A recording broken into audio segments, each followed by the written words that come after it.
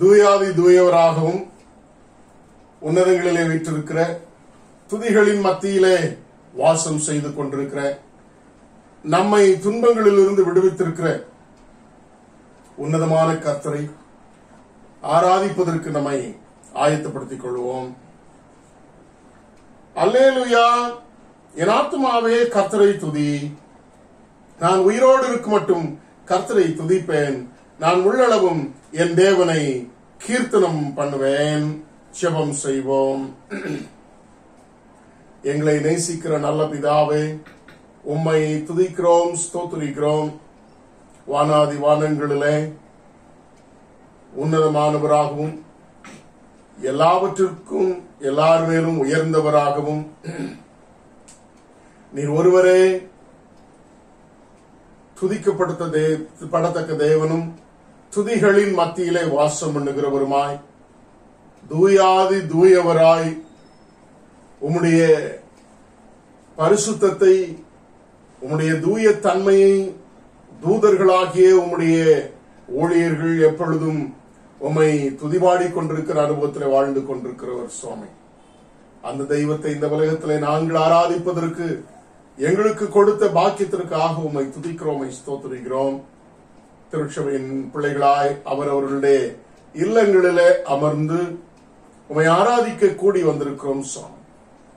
சரீர ரீதியிலே நாங்கள் அவரவர்களுடைய இல்லங்களிலே இருந்தாலும் ஆத்மத்திலும் ஆவியிலும் எங்களுடைய சிந்தையிலும் ஒரே மனமுள்ளவர்களாய் உம்மை நோக்கி பார்த்து உம்மை துதிக்க, ஸ்தோத்திரிக்க, ஆராதிக்க கடந்து வந்திருக்கிற இந்த வேளையிலே இந்த ஆராதனையை கடவுள் ஆசீர்வதிக்க ஜெபிக்கிறோம். ஆராதனையின் ஒவ்வொரு பகுதியிலும் நீர் இடைவிடுவீராக. எங்களுடைய பாவங்கள், குற்றங்கள், குறைகள் எல்லாவற்றையும் மன்னித்து எங்களை கழுவி சுத்திகரிப்பீராக. சுத்த இருதயத்தோடு கூட உம்மை ஆராதிக்க எங்களை தாழ்த்தி ஒப்புக் கொடுக்கிறோம். இயேசு கிறிஸ்துவின் நாமத்தில் ஜெபிக்கிறேன் நல்ல பிதாவே, ஆமென்.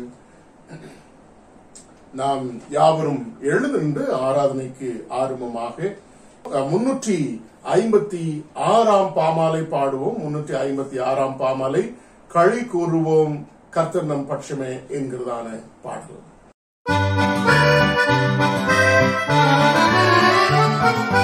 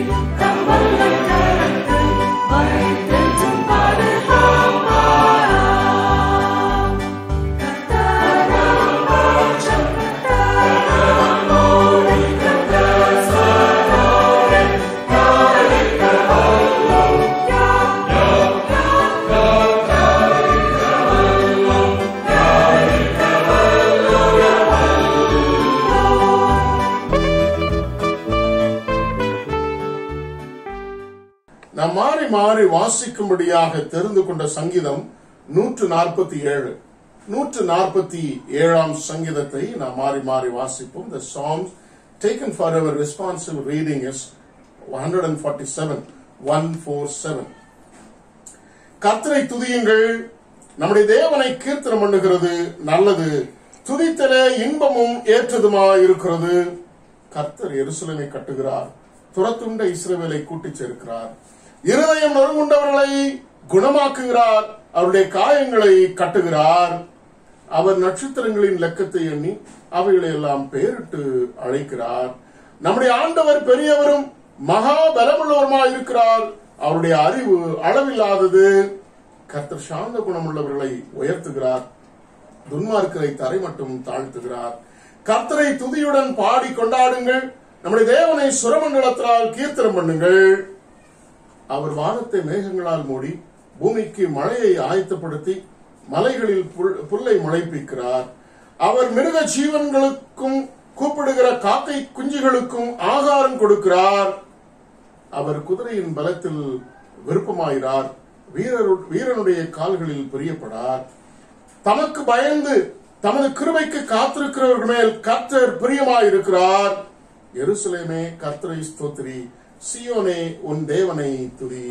அவர் உன் வாசல்களின் தாழ்பாள்களை பலப்படுத்தி உன்னிடத்திலுள்ள உன் பிள்ளைகளை ஆசீர்வதிக்கிறார். அவர் உன் எல்லைகளை சமாதானம் உள்ளவர்களாக்கி உசிதமான கோதுமையினால் உன்னை திருப்தியாக்குகிறார். அவர் தமது வார்த்தையை பூமியிலே அனுப்புகிறார், அவருடைய சொல் மகா தீவிரமாக சொல்லுகிறது. பஞ்சை போல் உறைந்த மழையை தருகிறார், சாம்பலை போல உறைந்த பனியை தூவுகிறார். அவர் தமது கல்மலையை துணிக்கைகளாக அனுப்புகிறார், அவருடைய குளிருக்கு முன்பாக நிற்பவன் யார்? அவர் தமது வார்த்தையை அனுப்பி அவைகளை உருக பண்ணுகிறார், தமது காற்றை வீசும்படி செய்ய தண்ணீர்கள் ஓடும். யாக்கோபுக்கு தம்முடைய வசனங்களையும் இஸ்ரவேலுக்கு தமது பிரமாணங்களையும் தமது நியாயங்களையும் அறிவித்திருக்கிறார்.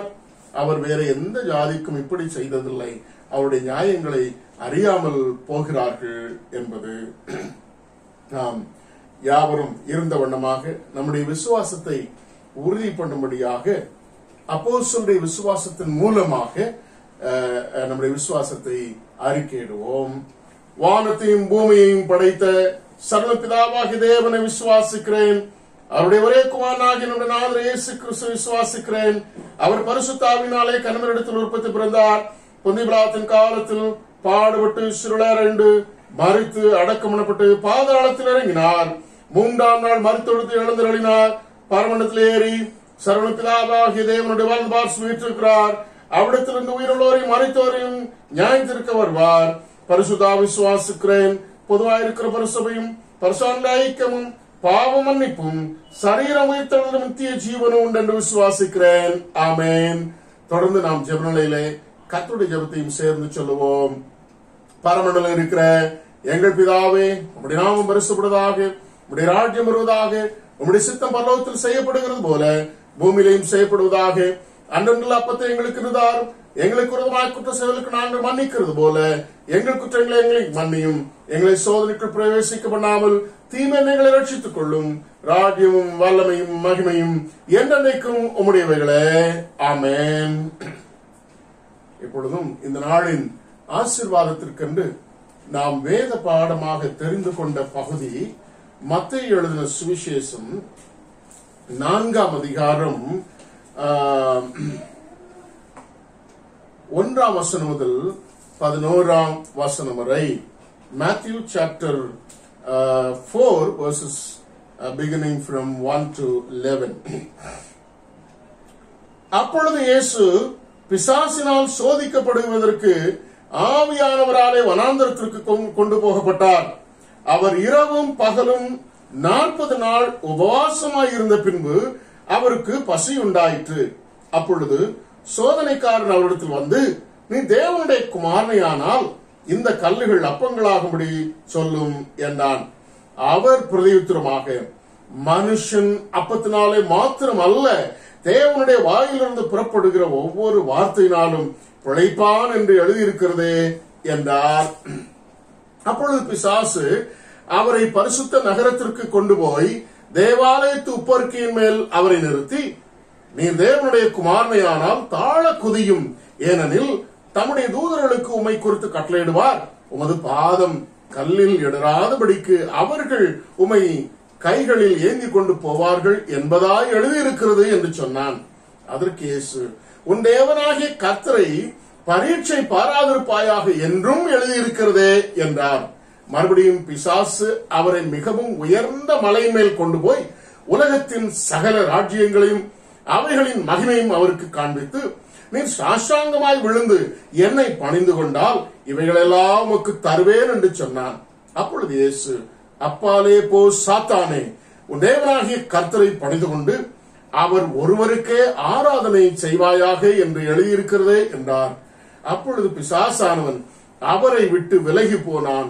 உடனே தேவதூதர்கள் வந்து அவருக்கு பணிவிடை செய்தார்கள் என்பது இதே பகுதியை இப்பொழுது நாம் ஆங்கிலத்திலும் வாசிக்க கேட்போம். Today's scripture portion is taken from Matthew chapter 4 verses 1 to 11. Then Jesus was led by the Spirit into the wilderness to be tempted by the devil. After fasting 40 days and 40 nights, he was hungry. The tempter came to him and said, "If you are the Son of God, tell these stones to become bread." Jesus answered, "It is written, man shall not live on bread alone, but on every word that comes from the mouth of God." Then the devil took him to the holy city and had him stand on the highest point of the temple. "If you are the Son of God," he said, "throw yourself down, for it is written, He will command His angels concerning you, and they will lift you up in their hands, so that you will not strike your foot against a stone." Jesus answered him, "It is also written, do not put the Lord your God to the test." Again, the devil took him to a very high mountain and showed him all the kingdoms of the world and their splendor. "All this I will give you," he said, "if you will bow down and worship me." Jesus said to him, "Away from me, Satan, for it is written, worship the Lord your God and serve Him only." Then the devil left him, and angels came and attended him. May Lord bless these verses. இந்த வாரத்திலே தங்களுடைய பிறந்தநாள் திருமண நாட்களை காண்கிறவர்களை நான் வாசிக்கிறேன். இந்த வாரத்திலே 24ஆம் தேதி பேபி எலிசா அருள் செல்வன் அவர்களும், 25ஆம் தேதி மிஸ்ஸஸ் ஜெலின் தர்மராஜ் அவர்களும், 26ஆம் தேதி மிஸ்டர் ஆர் சுதாகர் அவர்களும், அதே தேதியிலே மிஸ்டர் எஸ் ஜான் கிங்ஸ்லின் அவர்களும், அதே தேதியிலே மிஸ் மர்சி ஜேக்கப் அவர்களும் தங்களை பிறந்த நாட்களை காண்கிறார்கள். 28ஆம் தேதி பேபி பி ஜே மடோனா அவர்களும் தங்களுடைய பிறந்த நாளை காண்கிறார்கள். இந்த வாரத்திலே தங்களுடைய பிறந்த நாட்களை காண்கிற உங்கள் யாவரையும் ஆண்டவராகிய இயேசு கிறிஸ்துவின் நாமத்தினாலும் திருச்சபையின் சார்பாகவும் நான் அன்புடன் வாழ்த்துகிறேன், ஆசீர்வதிக்கிறேன். உங்களுக்கு கர்த்தர் சகல நிலைமையிலும் சர்வ வல்லவராய் இருந்து, சர்வ சிருஷ்டிக்கும் எஜமானனாய் இருந்து, உங்களுக்கு உண்டான ஆசீர்வாதங்களையும் சுகபலன் ஜீவனையும் கொடுத்து வழி நடத்த நான் வாழ்த்துகிறேன். அதே போல இந்த வாரத்தில் தங்களுடைய திருமண நாட்களை காண்கிற அருமையான பிள்ளைகள், 26ஆம் தேதி Mrs and Mr Victor Raj அவர்கள் அவருடைய குடும்பம் தங்களுடைய திருமண நாளை காண்கிறார்கள். திருமண நாளை காண்கிற அருமையான பிள்ளைகளை ஆண்டவராகிய இயேசு கிறிஸ்துவின் நாமத்தினாலும் திருச்சபையின் சார்பாகவும் அன்புடன் வாழ்த்துகிறேன், ஆசீர்வதிக்கிறேன். அவருடைய திருமண வாழ்விலே, குறிப்பாக குடும்ப வாழ்விலே கர்த்தர் செய்த நன்மைகள் எல்லாவற்றையும் நினைவு கூர்ந்தவர்களாய், அவருக்கு நன்றி அறிதலுடையவர்களாய், அவரால் நன்மைகளை பெற்றுக் கொண்டவர்களாய், அவருக்கு மகிமையாய் ஜீவிக்க, சுகபலத்தோடு வாழ, சந்தோஷம் சமாதானத்தோடு வாழ உங்களையும் உங்களுடைய திருமண நாளையும் நான் வாழ்த்துகிறேன், ஆசீர்வதிக்கிறேன். அவர்களுக்காக நாம் ஜெபம் செய்வோம். எங்களை நேசிக்கிற நல்ல பிதாவே, உம்மை துதிக்கிறோம், உம்மை ஸ்தோத்திரிக்கிறோம் சுவாமி. நன்மையான எந்த ஈவும் பூரணமான எந்த வரமும் ஜோதிகளின் பிதாவினிடத்திலிருந்து வருகிறது என்று சொல்ல வேதம் சொல்லுகிறதே சுவாமி. அருமையான இந்த வாரத்திலே பிறந்த நாட்களை காண்கிற அருமையான பிள்ளைகளுடைய வாழ்க்கையில நீ நன்மையானதை மாத்திரம் கொடுத்திருக்கிறீர். நீ நல்லவராய் செயல்பட்டிருக்கிறீர். ஆகவே நம்முடைய பிள்ளைகளும் நன்றி நிறைந்த இருதயத்தோடு உம்மை துதித்து ஸ்தோத்தரித்து பிரவேசித்திருக்கிற புதிய வருஷத்திலே ஆண்டவருடைய கிருபையிலே மகிழ்ந்திருக்கும், அவருடைய கிருபையின் ஆசீர்வாதங்களை பெற்றுக்கொள்ளவும், அவருடைய கிருபையின் நிழலிலே காக்கப்படவும், சந்தோஷம் சமாதானத்தோடு ஆண்டவரே வாழவும், தீர்க்காயுசோடு வாழவும், இகபர நன்மைகளை பெற்று மகிழ்ந்திருக்கவும் பிள்ளைகளை நாங்கள் அன்புடன் வாழ்த்தி ஆசீர்வதிக்கிறோம். திருமண நாளை காண்கிற மிஸ்டர் விக்டர்ராஜ் அவருடைய குடும்பத்திற்காக, அருமையான மகனுக்காக, சகோதரிக்காக ஸ்தோத்திரிக்கிறோம் சுவாமி. பிள்ளைகளையும் கர்த்தர் இதுவரை ஆசீர்வதித்து குடும்பத்திற்கு கர்த்தர் உற்ற துணையாயிருந்து நீர் புருஷனும் மனைவியுமாய் இணைத்த ஒரே மாம்சமாகும் அந்த ரகசியத்தின் அனுபவத்தின் ஆசீர்வாதங்களை இதுவரை கர்த்தருக்குள்ளாக மகிழ்ச்சியோடு பெற்றுக்கொள்ள, சந்தோஷம் சமாதானத்தோடு வாழ, குடும்ப வாழ்விலே அவர்களுடைய வாழ்விலே கர்த்தர் தம்முடைய பிள்ளைகளுக்கு துணை நின்று இதுவரை அவர்களை ஆசீர்வதித்து வந்திருக்கிறீர். அதற்காக ஸ்தோத்திரித்து பிரவேசிக்கிற புதிய திருமண ஆண்டையும் அவர்கள் இவ்விதமான நன்மைகளிலே மகிழ்ந்திருக்க, சுகபலத்தோடும் நல்ல கிருபைகளோடும் சந்தோஷம் சமாதானத்தோடும் ஆண்டவர் வாழ்வின் எல்லா விதமான ஆசீர்வாதங்களை உம்முடைய கரத்திலிருந்து பெற்று அநேகருக்கு ஆசீர்வாதமாக வாழ பிள்ளைகளை அன்புடன் வாழ்த்தி ஆசீர்வதித்து உம்முடைய திருக்கரத்தில் ஒப்புக் கொடுக்கிறோம். கர்த்தர் பொறுப்பேற்றுக் கொள்ளும். இயேசு கிறிஸ்துவின் நாமத்தில் ஜெபிக்கிறேன் நல்ல பிதாவே, ஆமென். நம்முடைய பிள்ளைகள் இப்பொழுது மனப்பாட வசனம் சொல்லுவார்கள். அருமையாய் மனப்பாட வசனம் சொல்லுகிற ஒவ்வொரு பிள்ளைகளும் ரொம்ப அழகா நேர்த்தியாய் சொல்லி வருகிறார்கள். அந்த வசனங்களினாலே கர்த்தர் அவர்களை ஆசீர்வதிக்க, அந்த வசனங்கள் அவருடைய வாழ்வுக்கும் எதிர்காலத்துக்கும் பிரயோஜனமாயிருக்க நான் அன்புடன் பிள்ளைகள் யாவரையும் நான் வாழ்த்துகிறேன். அவர்களை ஊக்கப்படுத்துகிறேன். பெற்றோரையும் நான் வாழ்த்துகிறேன். கர்த்தர்களை ஆசீர்வதிப்பாராக. இப்பொழுது பிள்ளைகள் வசனம் சொல்வார்கள். I love you, oh Lord, my friend.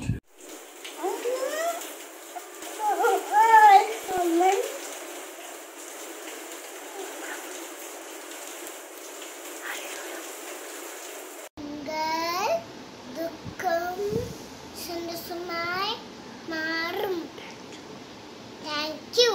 Thanks to the Lord for His good, His love, and forever. Thanks 107 verse 1. Thank you, everyone.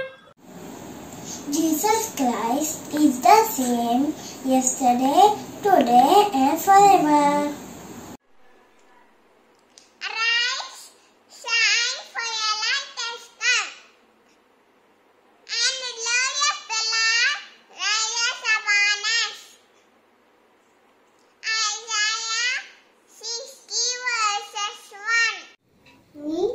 அவங்களுக்கு பயப்பட வேண்டாம். உன்னை காக்கும்படிக்கு நான் உன்னை இருக்கிறேன். எரேமியா 1:8. Thank you. Wicked will not stand the judgment, not the sinner in the assembly of righteousness. நீங்கள் பண ஆசை இல்லாதவர்களை நடந்து உங்களுக்கு இருக்கிறவைகள் போதுமின்றி எண்ணுங்கள். நான் உன்னை விட்டு விலகுவதும் இல்லை, உன்னை கைவிடுவதும் இல்லை என்று அவர் சொல்லியிருக்கிறாரே.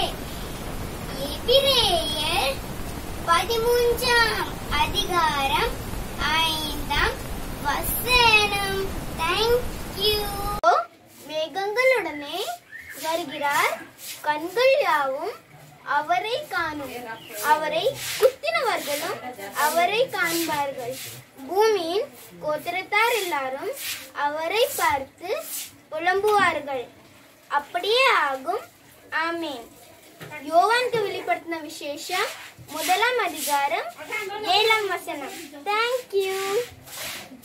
If my people which are called by my name shall humble themselves and pray and seek my face and turn from their wicked ways, then will I hear from heaven and will forgive their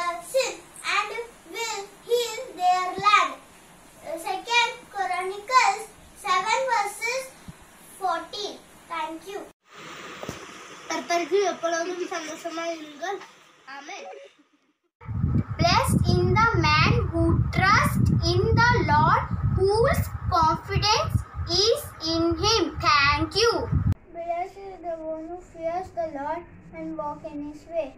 Psalms 128 verse 1. It is written that man does not live on bread alone, but every word that comes from the mouth of God. Matthew chapter 4 verse 4. Thank you.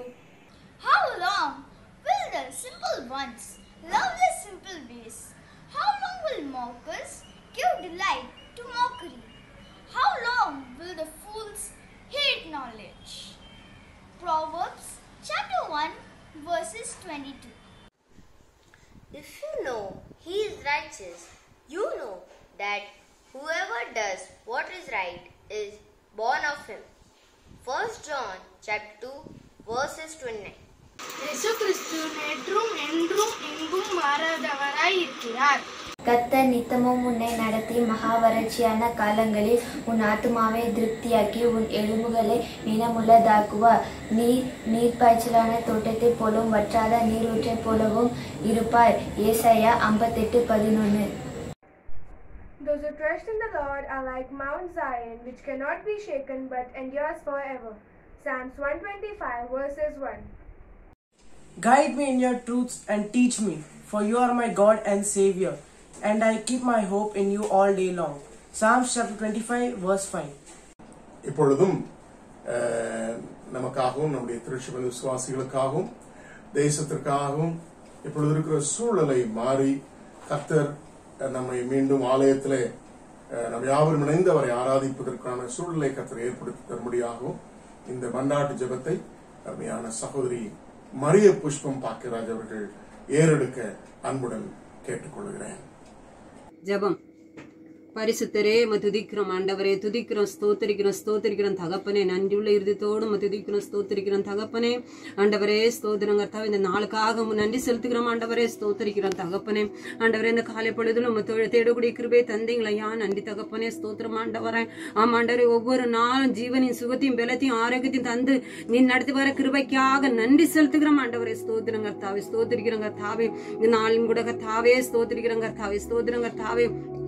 ஆண்டவரே எங்களுடைய திருச்சபைக்காக ஜெபிக்கிறோம் ஆண்டவரே, எங்களுடைய திருச்சபையின் ஒவ்வொரு குடும்பத்துக்காக ஜெபிக்கிறோம் ஆண்டவரே, ஸ்தோத்திரிக்கிறோம் கர்த்தாவே. குடும்பமாக நீர் பாதுகாத்து கொண்டு வர கிருபைக்காக நன்றி செலுத்துகிறோம் ஆண்டவரே, ஸ்தோத்திரம் அப்பா.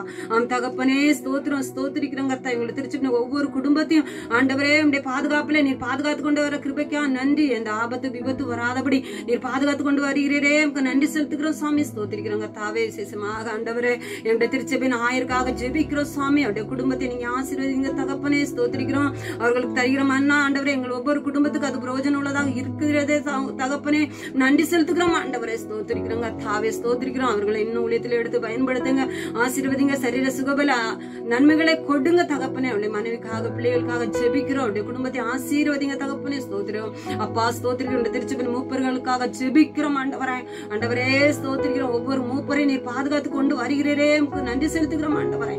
ஆம் தகப்பனே ஸ்தோத்திரிக்கிறோம். பெண்களுக்காக ஜெபிக்கிறோம் ஆண்டவரே. பெண்கள் கர்த்தாவே தன்னுடைய வீட்டுக்காகவும் தன்னுடைய குடும்பத்துக்காகவும் தன்னுடைய திருச்சபைக்காகவும் தன்னுடைய தேசத்துக்காகவும் ஜெபிக்கிற பெண்களாக ஒவ்வொருவரையும் கர்த்தாவே நீ பலப்படுத்தி வர கிருபைக்காக நன்றி செலுத்துகிறோம் ஆண்டவரே.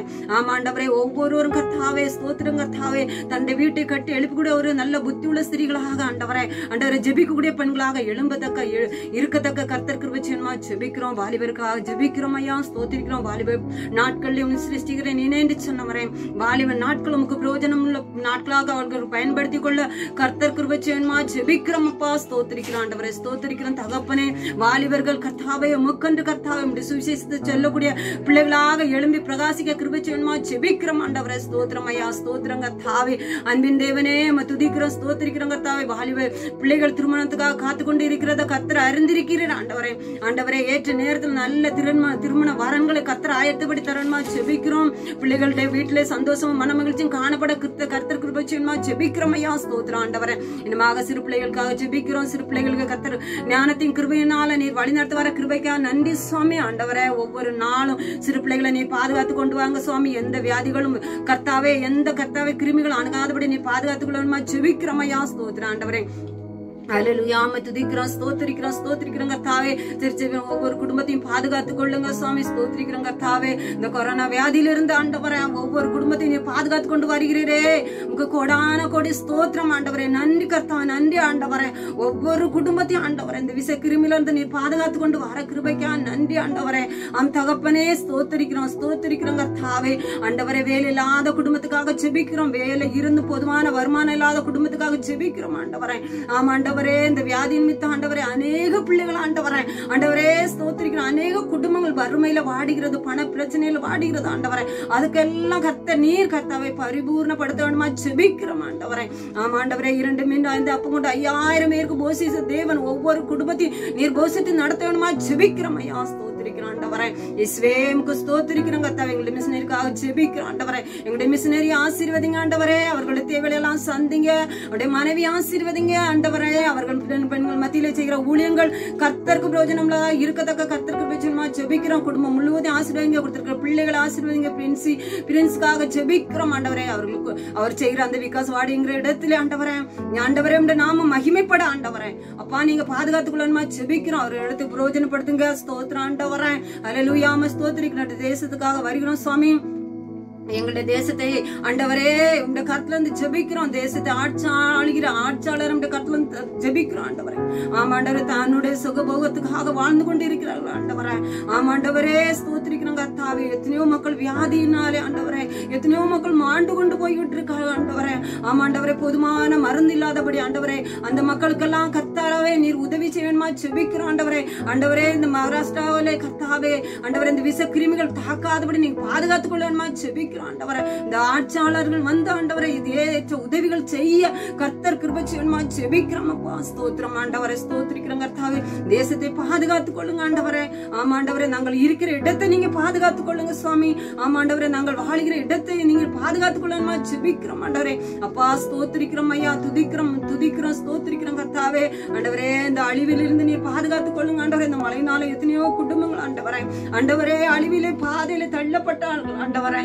ஆண்டவரே ஸ்தோத்திரிக்கிறோம் கர்த்தாவே. ஆண்டவரே அப்பா இப்படிப்பட்ட அழிவுகள் இந்த எங்களுடைய தேசத்துல வராதபடி பாதுகாத்துக் கொள்ளுங்க. எங்க மகாராஷ்டிரா பகுதியில வராதபடி பாதுகாத்துக் கொள்ளுங்க. உங்களுடைய பாதுகாப்பும் கரை இருக்கணுமா ஜெபிக்கிறோம் ஆண்டவரே. அல்லேலூயா ஸ்தோத்திரிக்கிறோம் கர்த்தாவே. ஆண்டவரே இந்த கேரளா மாநிலத்திலே ஆண்டவரே அப்பா ஸ்தோத்திரம் ஆண்டவரே. அந்த மலை சரிவினால் எத்தனையோ மக்கள் உயிரை இழந்தார்கள் சாமி. குடும்பத்தை இழந்தார்கள் ஆண்டவரே. வீடுகளை இழந்தார்கள் ஆண்டவரே. அப்பா அந்த குடும்பத்துக்கு தேவன் நீர் பரிபூர்ணனா இருந்து ஆண்டவரே நீ சமாதானத்தின் தேவனா இருந்து ஆண்டவரே நீர் உதவி செய்யணுமா ஜெபிக்கிறோம் ஆண்டவரே.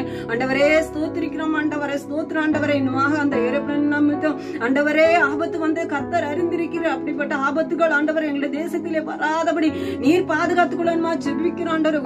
உயிரிழப்புகள் நிறைய ஆண்டவரே. அப்படிப்பட்ட உயிரிழப்புகள் வராதபடி பாதுகாத்துக் கொள்ளுங்க சுவாமி. உங்களுடைய காரம் எங்களை ஒவ்வொருவர் கூட நடத்த வேணுமா ஜெபிக்கிறோம் ஆண்டவரே. அப்பா ஸ்தோத்திரம் ஆண்டவரே. உங்களுடைய கிருபை எங்களை தாங்க வேண்டுமா ஜெபிக்கிறோம் ஆண்டவரே. ஆண்டவரே ஸ்தோத்திரம். எங்களுடைய தேசத்தை நீர் பாதுகாத்துக் கொள்ளணுமா ஜெபிக்கிறோம். அந்த மழையினால எந்த விபத்து ஆபத்தும் வராதபடி பாதுகாத்துக் கொள்ளுங்க. வாகன ஓட்டுநர்கள் கூட கர்த்தர் இருந்து வழி நடத்தணுமா ஜெபிக்கிறோம் ஆண்டவரே. ஒவ்வொரு ஓட்டுநரையும் கர்த்தர் தாங்கி கொள்ளணுமா ஜெபிக்கிறோம் ஐயா. ஸ்தோத்திரிக்கிறோம் துதிக்கிறோம் ஆண்டவரே. நீர் எங்களுடைய தகப்பனா இருந்து நடத்துகிறீரே உமக்கு கோடான கோடி ஸ்தோத்திரம் ஆண்டவரே. ஆமாண்டவரே ஒவ்வொருவரையும் நீர் பாதுகாத்து கொண்டு வருகிறதுக்காக நன்றி செலுத்துகிறோம் ஆண்டவரே. ஒவ்வொருவருக்கும் கர்த்தாவே நீர் உங்களுடைய கிருபையினால வழி நடத்துகிறீரே உங்களுக்கு நன்றி செலுத்துகிறோம். துதி கன மகிமை எல்லாம் உமக்கு ஒருவருக்கே செலுத்துகிறோம். இயேசுவின் நாமத்தில் ஜெபிக்கிறோம் நல்ல பிதாவே. கிறிஸ்துவுக்கு பிரியமானவர்களே, உங்கள் யாவரையும் ஆண்டவராய் இயேசு கிறிஸ்துவின் நாமத்தினாலே நான் வாழ்த்துகிறேன், ஆசீர்வதிக்கிறேன். கர்த்தர் உங்கள் யாவரையும் ஆசீர்வதிப்பாராக.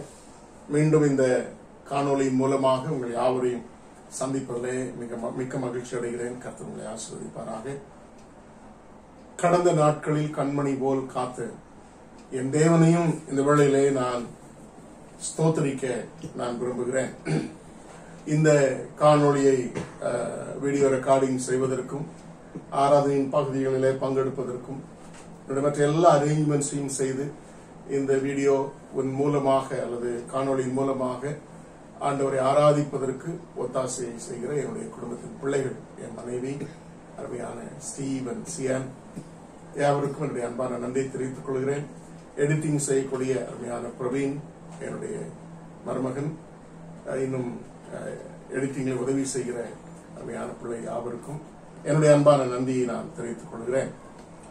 இன்னும் ஆராதனையிலே பங்கெடுக்கிற, வசனம் சொல்லுகிற, ஜெபிக்கிற யாவருக்கும் என்னுடைய அன்பான நன்றியை நான் கூறிக்கொள்ள விரும்புகிறேன். இதனாலும் நம்முடைய செய்திக்கு ஆதாரமாக ஒரு வசனத்தை நாம் வாசிக்க கேட்போம். எபேசியரின் புஸ்தகம் 6ஆம் அதிகாரம் 11, 12 வசனங்களை நான் வாசிக்கிறேன். 10ஆம் வசனத்தை சேர்த்து வாசிக்கிறேன். கடைசியாக என் சகோதரரே, கர்த்தரிலும் அவருடைய சத்துவத்தின் வல்லமையிலும் பலப்படுங்கள். நீங்கள் பிசாசின் தந்திரங்களோடு எதிர்த்து நிற்க திராணி உள்ளவர்களாகும்படி தேவனுடைய சர்வாயுத வர்க்கத்தையும் தரித்துக் கொள்ளுங்கள். ஏனெனில் மாம்சத்தோடும் இரத்தத்தோடும் அல்ல, துரைத்தனங்களோடும் அதிகாரங்களோடும் இப்பிரபஞ்சத்தின் அந்தகார லோகாதிபதிகளோடும் வானமண்டல பொல்லாத ஆவிகளின் சேனைகளோடும் நமக்கு போராட்டம் உண்டு என்று நான் வாசிக்கிறோம். 13ஆம் வசனத்தை நமக்கு பிரயோஜனம் உண்டாக நான் வாசிக்கிறேன். ஆகையால் தீங்கு நாளிலே அவைகளை நீங்கள் எதிர்க்கவும் சகலத்தையும் செய்து முடிக்க வல்லவர்களாய் நிற்கவும் திராணி உள்ளவர்களாகும்படிக்கு தேவனுடைய சர்வாதத்தையும் எடுத்துக் கொள்ளுங்கள் என்று நாம் வாசிக்கிறோம். அதை ஆங்கிலத்திலே வாசிக்க கேட்போம். Finally, be strong in the Lord and in His mighty power. Put on the full armor of God, so that you can take your stand against the devil's schemes. For our struggle is not against flesh and blood, but against the rulers, against the authorities, against powers of this dark world, and against the spiritual forces of evil in the heavenly realms. Therefore, put on the full armor of God, so that when the day of evil comes, you may be able to stand your ground, and after you have done everything to stand. இந்த கர்த்தருடைய நாளிலே அவரை ஆராதிக்கிற ஆராதனைகள் ஜீவனுள்ள ஆராதனையாக இருக்க வேண்டும். The worships that is conducted anywhere in the world, in any of the churches, should be life and meaningful. அது அர்த்தமுள்ளதாயும் அதே சமயத்தில் ஜீவன் உள்ளதாயும் இருக்க வேண்டும் என்று சொல்லி நாம் கடந்த நாட்களாக சிந்தித்து வருகிறோம். அவைகளிலே ஆராதிக்கப்படத்தக்க தேவன், God whom we worship, கடவுள், நாம் யாரை ஆராதிக்கிறோம் என்பதை குறித்து காரியங்களை சிந்தித்தோம். அடுத்ததாக ஆராதிக்க வேண்டிய நாம் எப்படி ஆராதிக்க வேண்டும்? Only the worshippers can make the worship live and meaningful. ஆராதிக்கிறவர்கள் கரங்களில் இருக்கிறது. அந்த ஆராதனையை நாம் அர்த்தமுள்ளதாயும் ஜீவன் உள்ளதாயும் இருக்கு. அப்ப ஜீவனுள்ள ஆராதனை ஆராதிக்கும் பொழுது உயிரோடு இருக்கிற ஆண்டவரை உயிரோடு இருக்கிறவராக தரிசிக்க முடியும். அப்போ உயிருள்ள ஒரு ஆராதனையாக இருக்கும் பொழுது உயிரோடு இருக்கிறவரை நான் தரிசிக்க முடியும் என்பதாக சிந்தித்து வருகிறோம். இப்படி ஒரு அருமையான இந்த ஆராதிக்க வேண்டியவர்கள் ஆராதனை குறித்தான ஒரு அருமையான விளக்கத்தை அருமையான கடந்த நாட்களை சிந்தாது மீண்டும் ஒரே ஒரு முறை ஆங்கிலத்தில் வாசித்து விட்டு அதுல 3வது பகுதியில நாம் சிந்தித்துக் கொண்டிருக்கிறோம் என்பதை நான் உங்களோடு கூட பகிர்ந்தளிக்க விரும்புகிறேன். So I would like to read the definition of worship given by an archbishop.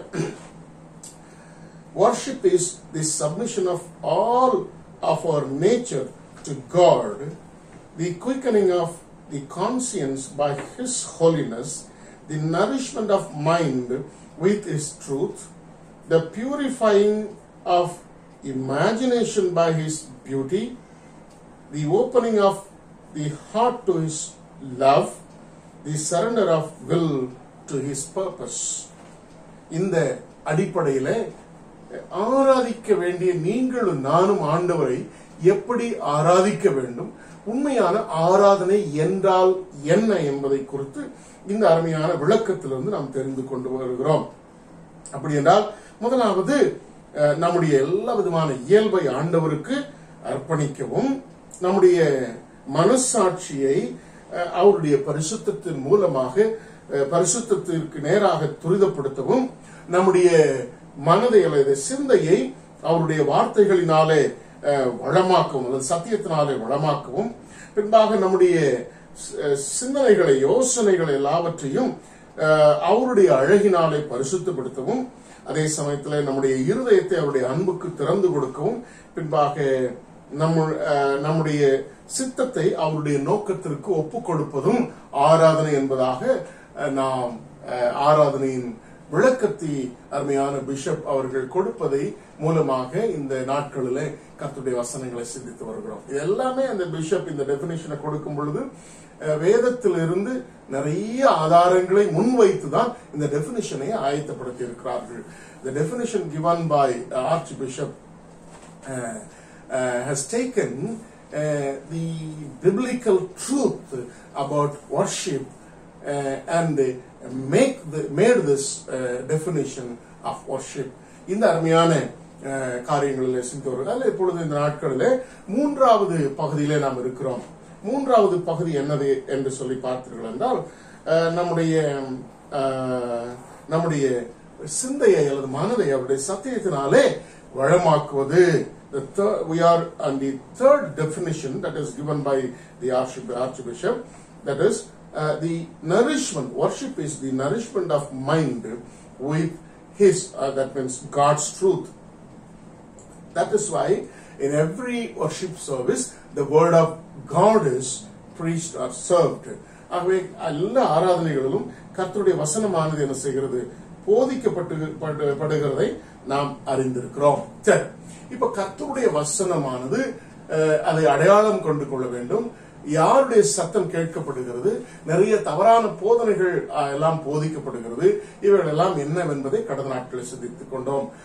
In the preachings that is preached and the worship services, there are many wrong doctrines are taught and preached by many of the preachers, and many wrong truth or the Bible verse or the word of God is misinterpreted often in many of the worship services by the wrong teachers.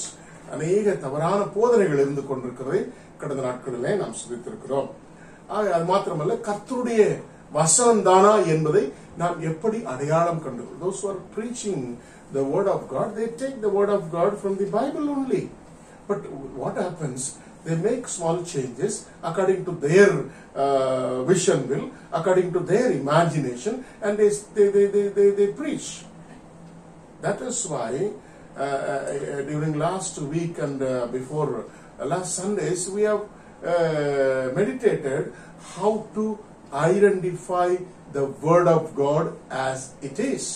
வேதாகமத்தில் இருக்கிற கர்த்தருடைய வசனங்களை இருக்கிற வண்ணமாக எப்படி புரிந்து கொள்வது, அப்போ அடையாளம் கண்டு கொள்வது. அப்போ அடையாளம் கண்டு கொள்ள வேண்டிய கர்த்தருடைய வசனத்தை சரியாய் அடையாளம் கொண்டு கொள்ள வேண்டியது மிகவும் முக்கியமானது என்பதை நாம் அறிந்து கொண்டோம். சரி, இப்போ சத்தியத்துக்கு வருவோம். என்னவென்றால், நாம் வாசிக்கிட்ட வசனத்திலே புரிந்து கொண்டோம். இப்போ இன்னோடு கூட இந்த அருமையான விளக்கத்தை நான் முடிக்க விரும்புகிறேன். என்னவென்றால், ஏன் நாம அவருடைய சத்தியத்தின் மூலமாக நம்முடைய மனதை அல்லது சிந்தையை வளமாக்க வேண்டும்? ரொம்ப முக்கியமான ஒரு காரியம். ஆகவேதான் இந்த நாளிலே அதை உங்களோடு கூட பகிர்ந்தளிக்க வேண்டும் என்று சொல்லி வைத்திருந்தேன். நல்லா கவனியுங்கள், நாம் எதற்காக நம்முடைய ஆராதனைகளிலே கொடுக்கப்படுகிற செய்திகளை கேட்க வேண்டிய பிரகாரமாய் கேட்டு, ஆண்டவருடைய வசனம் தானா என்பதை அடையாளம் கண்டு கொள்ள வேண்டிய பிரகாரமாய் அடையாளம் கொண்டு இன்னும் அதை ஏன் நம்ம மனசுல ஏற்றுக்கொள்ள வேண்டும் என்றால், நம்முடைய எப்படி அதை வளமாக்க வேண்டும் என்றால், ஏன் வளமாக்க வேண்டும் என்றால், இந்த உலகத்திலே நமக்கு போராட்டம் உண்டு. Why do we have to nourish our mind by the truth of God or word of God is that there is lot of struggle in this world. We are wrestling with the world. And we are wrestling with many things. நிறைய விஷயங்களிலே நாம் போராடி கொண்டிருக்கிறோம். Living in this world after the fall of human being has become a warfare for human to survive to believers to survive in this world.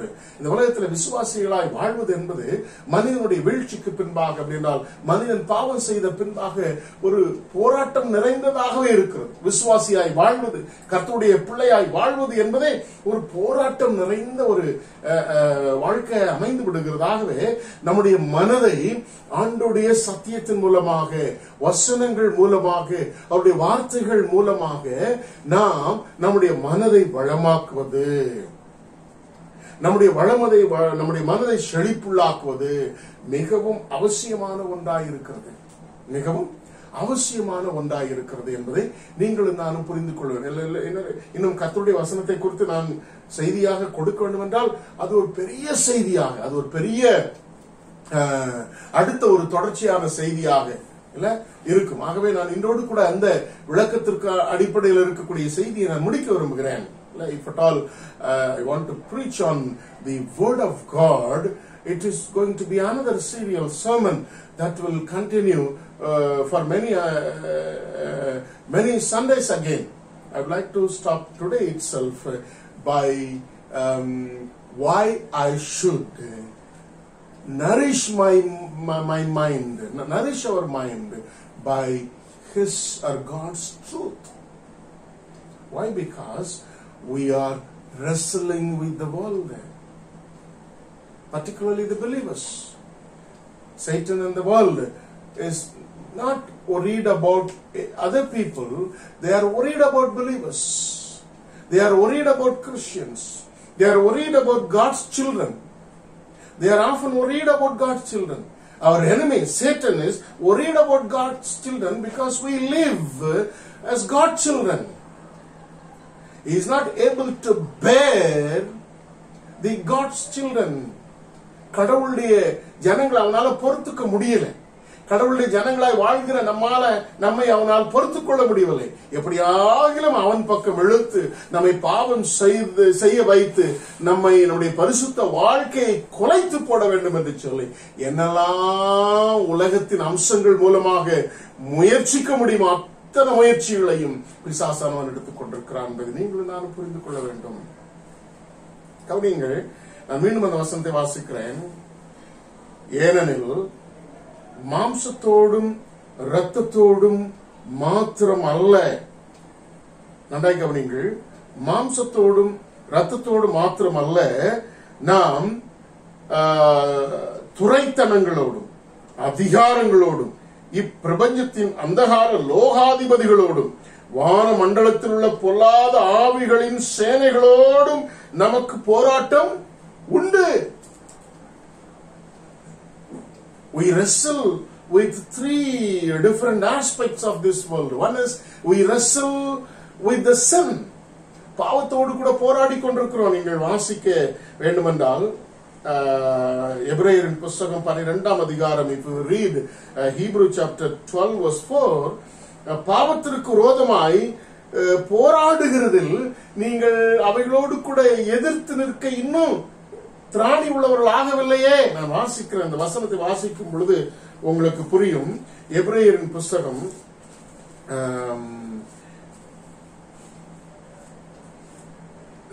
12ஆம் அதிகாரம் 4ஆம் வசனம், பாவத்திற்கு விரோதமாய் போராடுகிறதில் இரத்தம் சிந்தப்படத்தக்கதாக நீங்கள் இன்னும் எதிர்த்து நிற்கவில்லையே. ஆங்கிலத்தில் வாசி கேட்போம். Hebrew chapter 12:4. In your struggle against sin, you have not yet resisted to the point of shedding your blood. ஆக பாவத்தோடு கூட போராடுகிறதுக்கு we don't have the resistance to wrestle against or fight against sin.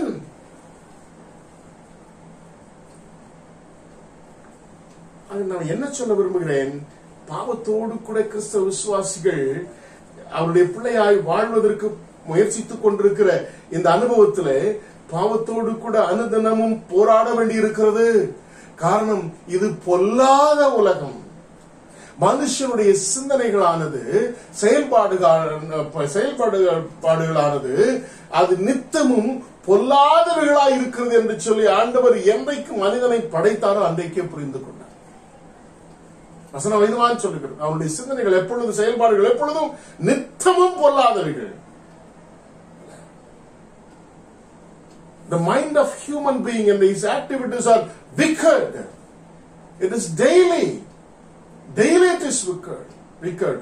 அது தினமும் பொல்லாதவைகளாய் இருக்கிறது என்று சொல்லி ஆண்டவர் கண்டுகொண்டார். ஆகவே இந்த பொல்லாத உலகத்திலே பாவத்தோடு கூட போராடி கொண்டிருக்கிறோம். நாம் பாவம் செய்ய வேண்டாம் என்று சொல்லி யோசிக்கிற நாட்களில் பிசாசான் எப்பொழுதாவது நமக்கு வாய்ப்புகளை கொண்டு வந்து விடுகிறான். நாம் பாவம் செய்யாமல் கர்த்தருடைய பிள்ளைகளாய் வாழ வேண்டும் என்று சொல்லி எடுக்கிற முயற்சியிலே நாம் தோற்று விடுகிறோம். அன்னைகளில் we want to live like children of God. Often we try our level best to live as children of God, but what happens? Satan brings all sorts of opportunities before us so that we may fall. Often we fall prey to his tactics, and we become victim again, and we fall and commit sin. பாவம் செய்து விடுகிறோம். அப்ப பாவத்தோடு கூட போராட்டம் இருக்கிறது. அடுத்தது என்னன்னா, உலகத்தோடு கூட போராட்டம் இருக்கிறது. இரண்டாவது struggle, the second struggle is we struggle or wrestle with the world. என்னெல்லாம் உலகத்தில் இருக்கின்றது அருமையாய் சொல்லி இருக்கிறார். என்னதெல்லாம்? மாம்சத்தோடு ரத்தத்தோடு பாவத்தோடு கூட போராடி கொண்டிருக்கிறோம். மாம்சத்திலும் ரத்தத்திலும். இரண்டாவதாக எதோடு கூட போராடி கொண்டிருக்கிறோம்? துரைத்தனங்கள். The first one, in our flesh and blood, we struggle or wrestle with sin. The second one is we struggle and wrestle with principalities of this world and the powers of this world, the rulers of the darkness of this world, and the spiritual wickedness in high place. We have got all sorts of struggle and wrestling daily in this world. உலகத்தோடு கூட தினமும் போராடி கொண்டிருக்கிறோம். ஒரு பெரிய போராட்டம் நமக்கு முன்பாக இருக்கிறது. முதலாவது பாவத்தோடு கூட நம்முடைய மாம்சத்திலும் இரத்தத்திலும் போராட்டம் இருக்கிறது.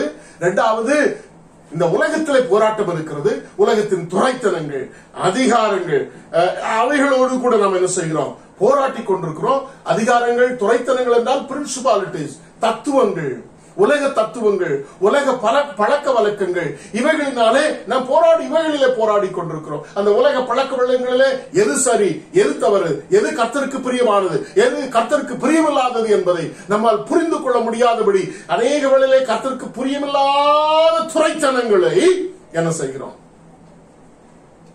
செய்து கொண்டிருக்கிறோம்.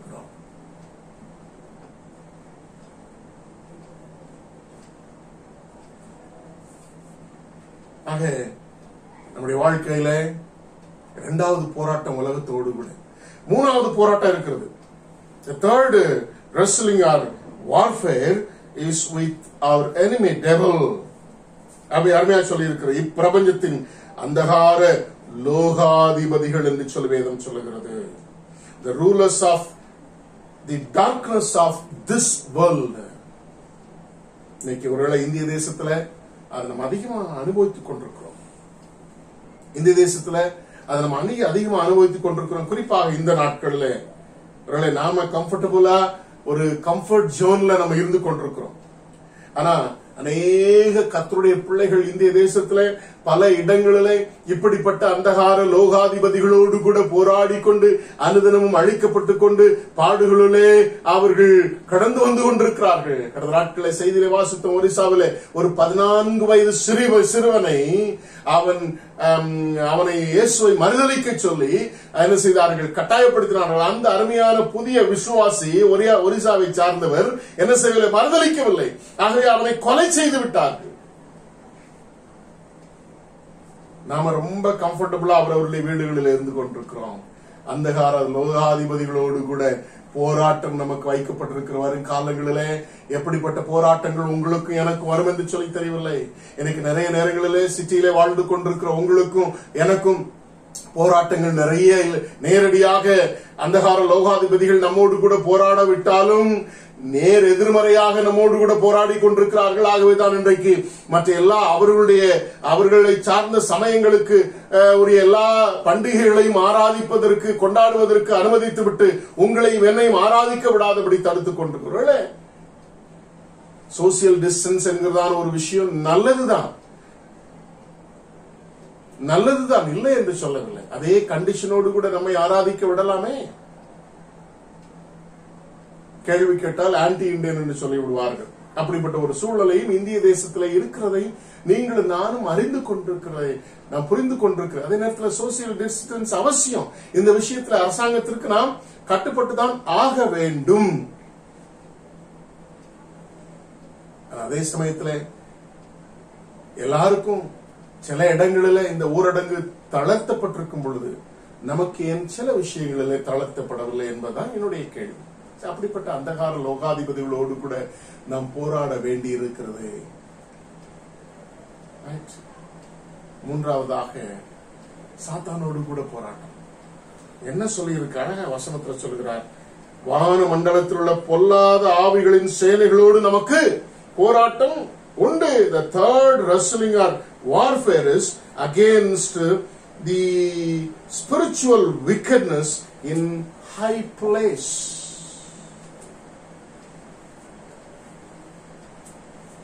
That means our own enemy Satan. மூன்று விதமான நிலைமைகளிலே நாம் கிறிஸ்தவ விசுவாசிகள் போராடி கொண்டிருக்கிறோம். மாம்சத்திலும் ரத்தத்திலும் பாவத்தோடு. In our flesh and blood we struggle or wrestle with sin.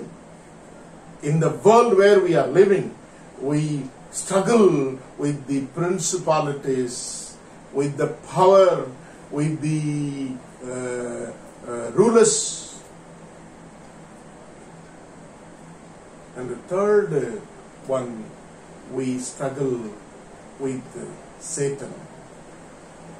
மூன்றாவதாக நாம் சாத்தானோடு கூட போராட வேண்டிய சூழல் இருக்கிறது. இந்த போராட்டத்தில் நீங்களும் நானும் ஜெயித்து, இந்த போராட்டத்தில் நீங்களும் நானும் ஜெயித்து, பவுலடியார் சொன்னது போல 2 தீமோத்தேயு புஸ்தகம், நல்ல போராட்டத்தை போராடினேன், ஓட்டத்தை முடித்தேன், விசுவாசத்தை காத்துக்கொண்டேன், இது முதல் நீதியின் கிரீடம் எனக்காக வைக்கப்பட்டிருக்கிறது என்று சொன்னது போல 2 தீமோத்தேயு புஸ்தகம் 4ஆம் அதிகாரம் நமக்கு தெரிந்த ஒரு வசனம்.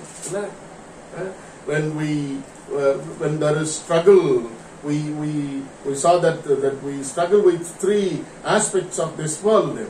If we are able to stand against that struggle and overcome it, we will be able to say, along with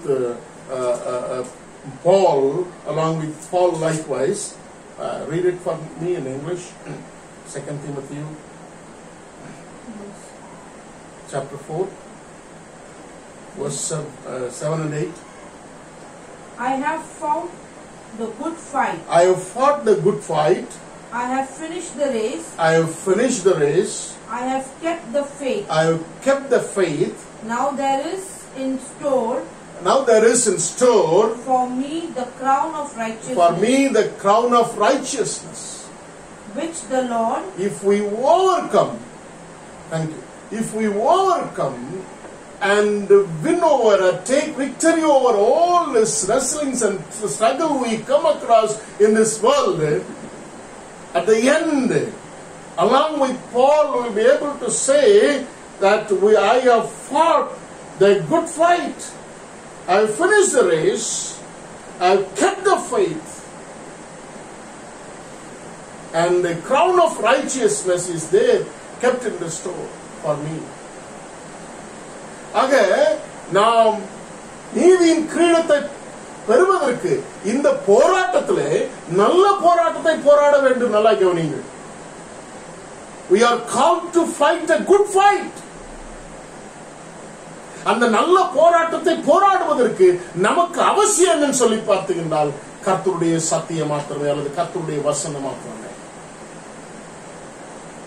கர்த்தருடைய பிள்ளைகள் என்று சொல்லி பாவத்தோடு கூட, இந்த உலகத்தின் அந்தகார சக்திகளோடு கூட, லோகாதிபதிகளோடு கூட, சாத்தானோடு கூட போராட முற்படுகிறவர்கள் என்ன செய்கிறார்கள்?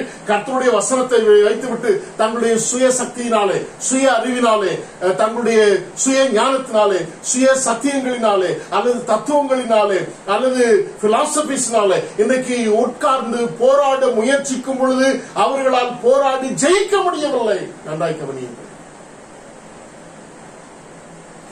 If we try to wrestle with this world, keeping away the word of God, we'll lose our fight. We'll lose our fight. ஒரு நல்ல போராட்டத்தை போராடுவதற்கு கர்த்தருடைய வசனம் அவசியம். அப்ப ஒவ்வொரு விசுவாசியும் கர்த்தருடைய வசனத்தை என்ன செய்யும்? வசனத்தினால் நம்முடைய சிந்தையை வளமாக்கிக் கொள்ள வேண்டும், நம்முடைய மனதை வளமாக்கிக் கொள்ள வேண்டும்.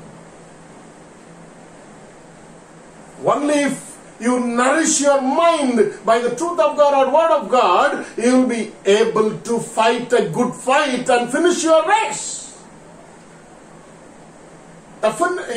You finish a good race. அதற்காகத்தான் நம்முடைய மனதை, இருதயத்தை அவருடைய சத்தியத்தினாலே வளமாக்க முயற்சிக்க வேண்டும்.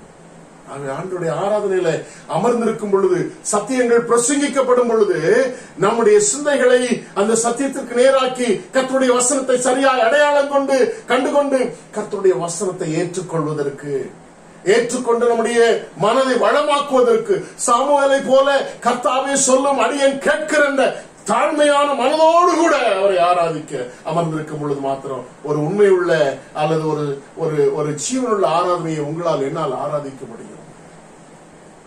ஆனால் என்ன நடக்கிறது? ஏற்கனவே சிந்தித்து விட்டோம். வசனம் கேட்கிறவர்கள் எப்படியெல்லாமோ கேட்டுக்கொண்டிருக்கிறார்கள். வசனத்தை, சத்தியத்தை கேட்க விடாதபடி பிசாசான் பலவிதமான காரியங்களை ஆராதனைகளிலே நமக்குள்ளாக கொண்டு வந்து வசனத்தினாலே நம்முடைய மனம் வளமாகாதபடி அவன் காத்துக் கொள்கிறான். ஏனென்றால் பலவிதமான பொய்யினாலே, பலவிதமான இச்சைகளினாலே சத்தியத்தை நமக்கு மறைத்து விடுகிறார்கள் இந்த உலகத்திலே. ஏனென்றால் இந்த நல்ல போராட்டத்தை நாம் போராடி ஜெயித்து விடக்கூடாது.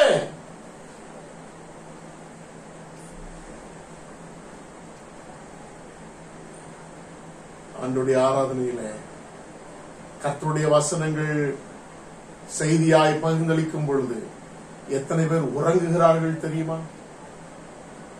எத்தனை பேர் தங்களுடைய சிந்தனைகளை, தங்களுடைய உலக பொறுப்புகளை நினைத்துக் கொண்டிருக்கிறார்கள் தெரியுமா? எத்தனை பேர் உட்கார்ந்து பக்கத்தில் உள்ளவர்களோடு கூட பேசிக் கொண்டிருக்கிறார்கள் தெரியுமா? எத்தனை பேர் கொடுக்கப்பட்டிருக்கிற செய்தியை குறித்து தங்களுக்குள்ளாக டிஸ்கஸ் பண்ணிக்கொண்டு, அதை அனலைஸ் பண்ணிக்கொண்டு, தேவையில்லாத காரியங்களை அதிலே பேசிக் கொண்டிருக்கிறதை நான் காதார கேட்டிருக்கிறேன். என்ன பயம் இருக்கிறது? எப்படி என்னுடைய மனம் கர்த்தருடைய வசனத்தினால் வளமாகும்? போராட்டம் இருக்கிறது. நல்ல போராட்டத்தை போராடுவதற்கு நம்முடைய மனம் வளமாகாதவரை நல்ல போராட்டத்தை போராட முடியாது. பாவத்தோடு கூட போராட்டம் இருக்கிறது, உலகத்தோடு கூட போராட்டம் இருக்கிறது, பிசாசோடு கூட போராட்டம் இருக்கிறது என்பதை வாழ்க்கையில மறந்து விடாதீர்கள். அது அனுதின போராட்டமாகும். It is not a warfare happens someday. It is warfare, daily warfare. இது அனுதினமும் போராடுகிற ஒரு போராட்டம். Daily we have to wrestle with all these things. Daily we have to fight against all these things. இவைகள் எல்லாவற்றோடு கூட அனுதினமும் போராடி அதோடு கூட என்ன செய்ய வேண்டி இருக்கிறது? அதை ஜெயிக்க வேண்டி இருக்கிறது. ஜாக்கிரதையா இருக்க வேண்டும் கர்த்தருடைய பிள்ளைகள். அப்பொழுதுதான் பவுலடியாரோடு கூட நாம் சொல்ல முடியும், நல்ல போராட்டத்தை போராடினேன், ஓட்டத்தை முடித்தேன், விசுவாசத்தை காத்துக்கொண்டேன். விசுவாசம் நம்மை விட்டு எடுபட்டு போவதற்கு பல முயற்சிகள் இருக்கிறது. எதிராளியான பிசாசானவன் கர்ச்சிக்கிற சிங்கத்தை போல என்ன செய்திருக்கிறான்? வகை தேடி சுற்றி திரிகிறான் சொல்லி வேதம் சொல்லுகிறது. அப்படிப்பட்ட காலகட்டத்தில் வாழ்ந்து கொண்டிருக்கிறோம். ஆகவே கர்த்தருடைய வசனத்தை கேட்கிற விசுவாசிகள் ஜாக்கிரதையாய் கேட்க உங்களை அன்புடன் அழைக்கிறேன். சரி, இந்த வசனத்தினால் முதலாவது நாம் பலப்பட வேண்டும். இந்த வசனத்தினால் என்ன செய்யணும்? முதலாவது we should be strengthened by the word of God. அருமையாய் 1 யோவான் 2ஆம் அதிகாரம் 14ஆம் வசனத்தை வாசிக்கும் பொழுது கர்த்தருடைய வசனம் மாத்திரமே நம்மை பலப்படுத்த முடியும் என்பதை நாம் அருமையாய் வாசிக்கிறோம். 1 யோவான் 2ஆம் அதிகாரம் 14ஆம் வசனத்தை வாசிக்கிறேன். பிதாக்களே, ஆதி முதல்ல இருக்கிறவரை நீங்கள் அறிந்திருக்கிறதுனாலும் உங்களுக்கு எழுதியிருக்கிறேன். வாலிபரே, நீங்கள் பலவான்களாய் இருக்கிறதுனாலும் தேவ வசனம் உங்களிலே நிலைத்திருக்கிறதுனாலும் நீங்கள் பொல்லாங்கரை ஜெயித்ததுனாலும் உங்களுக்கு எழுதியிருக்கிறேன். John writes to his audience. He says, when the word of God is within us, only we can be strengthened and fight against evil. Please read it for us. I wrote to you, dear children, because you know the Father. I wrote to you, fathers, because you know him who is from the beginning. I wrote to you, young men, because you are strong. You are strong. And the word of God lives in you. And the word of God lives in you. And you have overcome the evil one. And you have overcome the evil one. The Bible asks us to be strengthened by the word of God. When the word of God lives within us, we are strengthened to fight against the evil and overcome it. வசனமானது நம்ம என்ன செய்யறது தெரியுமா? இந்த போராட்டத்தில் ஜெயிப்பதற்கு நம்மை பலப்படுத்துகிறது. The word of God that is preached on every Sunday service and every service you attend nourishes your mind and gives you strength and power. ஒவ்வொரு ஆராதனையிலும் பிரசங்கிக்கப்படுகிற கர்த்தருடைய வசனங்கள் உங்களுடைய மனதை வளமாக்கி உங்களை பலன் கொள்ள செய்கிறது.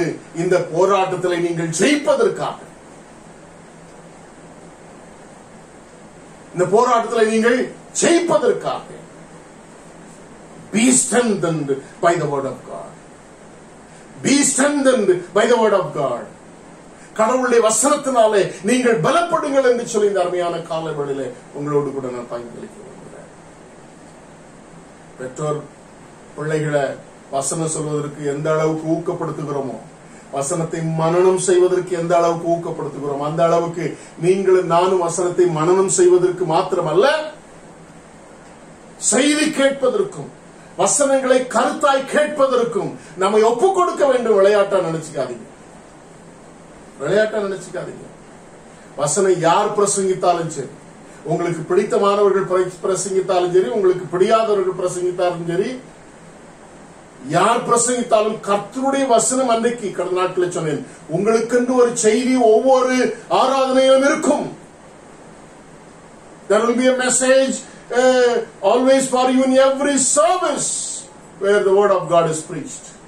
That is for you, not to the church. Collectively.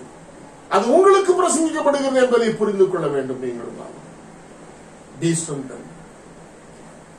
Be strengthened. இரண்டாவதாக நாம் என்ன செய்யணும்?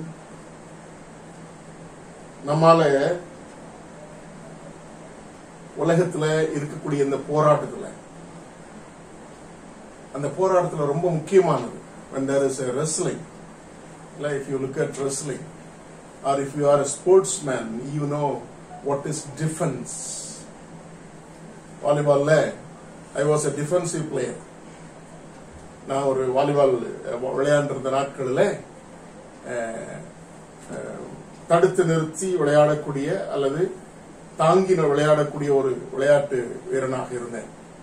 டிஃபென்சிவ் பிளேயராக இருந்தேன். அப்போ ஒரு போராட்டத்தில் டிஃபென்ஸ் இஸ் so important. நம்முடைய மிலிட்டரிக்கு என்ன பேர் தெரியுமா? டிஃபென்ஸ் தான் சொல்லுவாங்க இல்ல?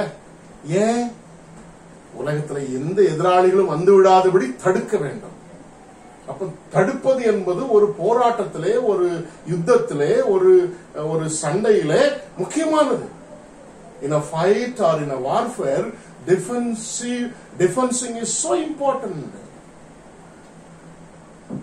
When you are nourished by, when your mind is nourished by the word of God, you can defend yourself. You can defend yourself. Be strengthened by the word of God and take the word of God and defend yourself. உலகத்தின் போராட்டங்களிலிருந்து நீங்களும் நானும் என்ன செய்யணும்? நம்மை பாதுகாப்பின் அம்சமாக வேதாகமும் நமக்கு இருக்கிறது. Only the word of God can help you to defend in this warfare. இந்த உலக போராட்டத்திலே இந்த வேத வாக்கியங்கள் மாத்திரம், வேற எந்த சபையின் கொள்கைகளோ, வேற எந்த ஊழியர்களோ, வேற எந்த வாழ்க்கையின் அனுபவங்களோ உங்களை என்னையும் இந்த உலகத்தின் போராட்டத்திலிருந்து பாதுகாக்க முடியாது. கர்த்தருடைய வசனம் மாத்திரமே, only the word of God or truth of God alone can defend you from the warfare, the fight which you have in this world.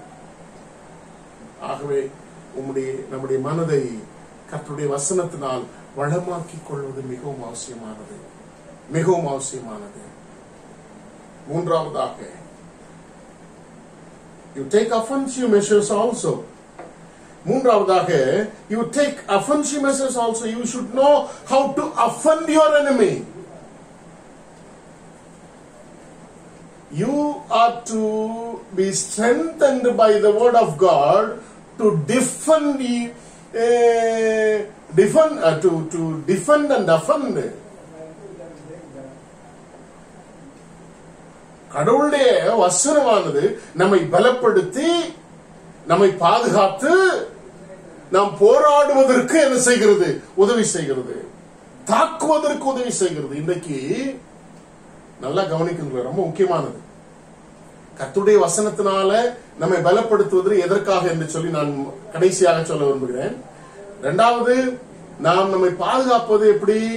இந்த உலக லோகாதிபதிகளோடு கூட உலகத்தில் இருக்கக்கூடிய தத்துவங்கள் அல்லது துரைத்தனங்கள், principalities, which includes the wrong doctrines of the Bible, which includes the principalities which comes out of the misinterpretation of the word of God.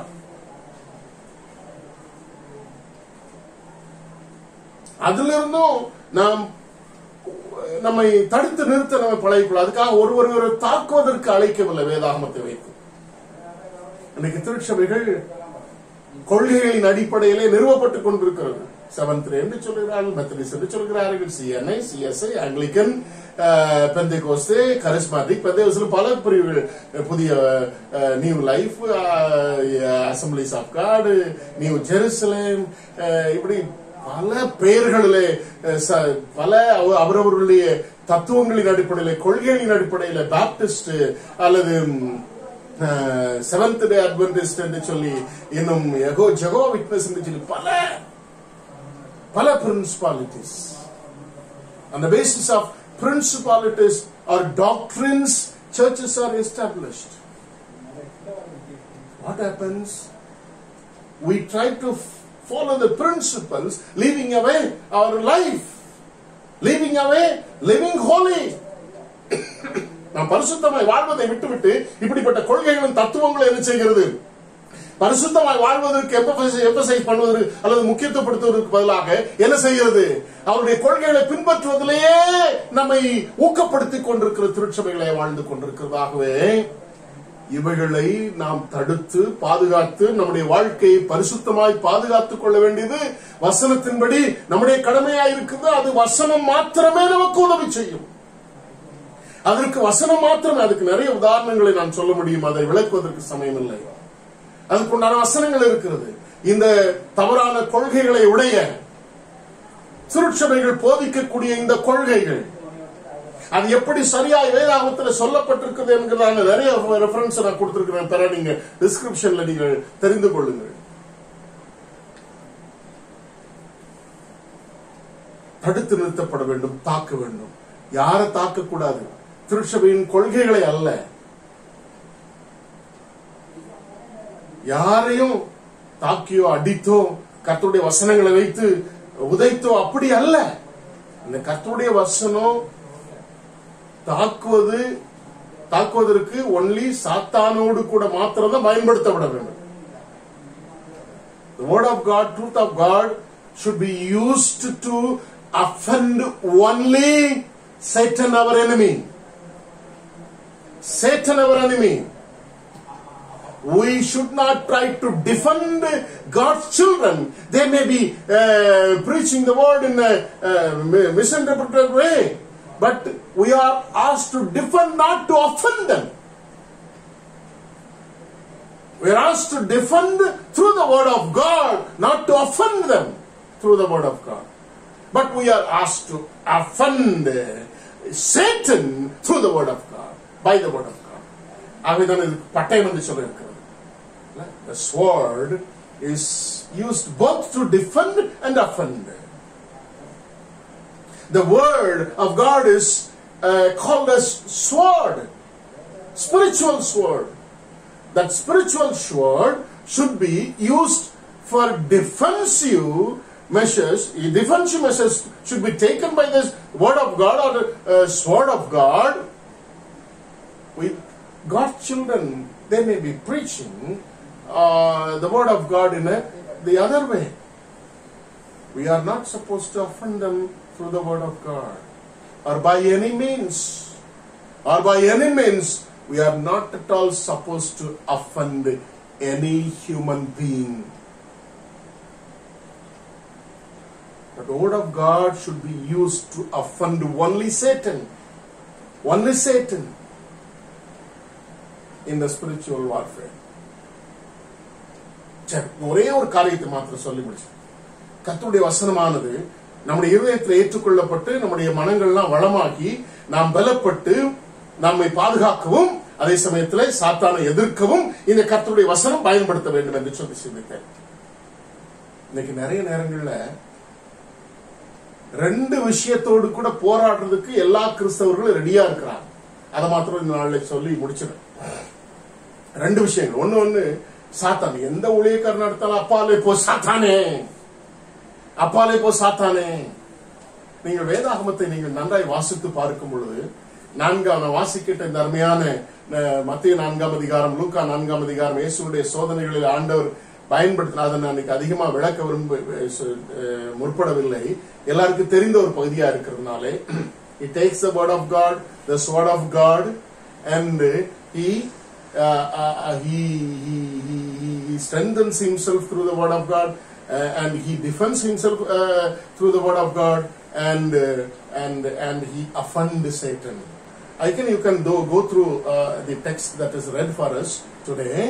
If you see that three temptation which Satan